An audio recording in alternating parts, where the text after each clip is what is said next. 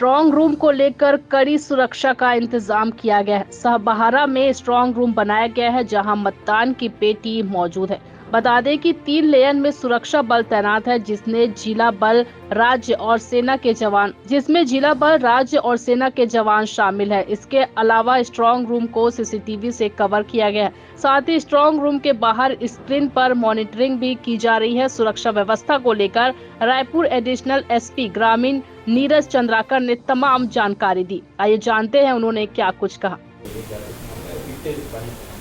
Strong room की सुरक्षा के लिए इलेक्शन कमीशन के एक जो गाइडलाइन है, निर्देश है, उसमें पूरी सिक्योरिटी एक पहले से ही निर्धारित की गई है।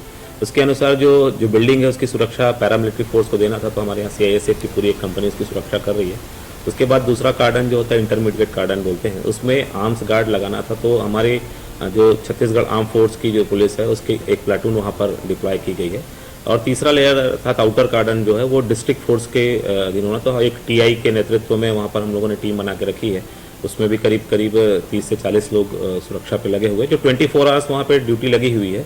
साथ ही चूंकि पारदर्शिता रखनी है, इस कारण इलेक्शन कमीशन के गाइडलाइन के अनुसार जितने भी स्ट्रांग रूम है वो सबके CCTV कनेक्ट है, और वो हमारे आउटर लेयर के बाहर में एक स्क्रीन लगा हुआ है जिसपे प्रत्याशी जो हैं उसके एजेंट उस पर आकर लगातार निगरानी रखते हैं, देखते हैं। तो इस प्रकार से फुल प्रूफ एक सिक्योरिटी वहाँ। इस प्रकार मतगणना से पहले स्ट्रॉन्ग रूम कड़ी सुरक्षा के घेरे में सुरक्षित है। 3 दिसंबर को मतगणना होगा।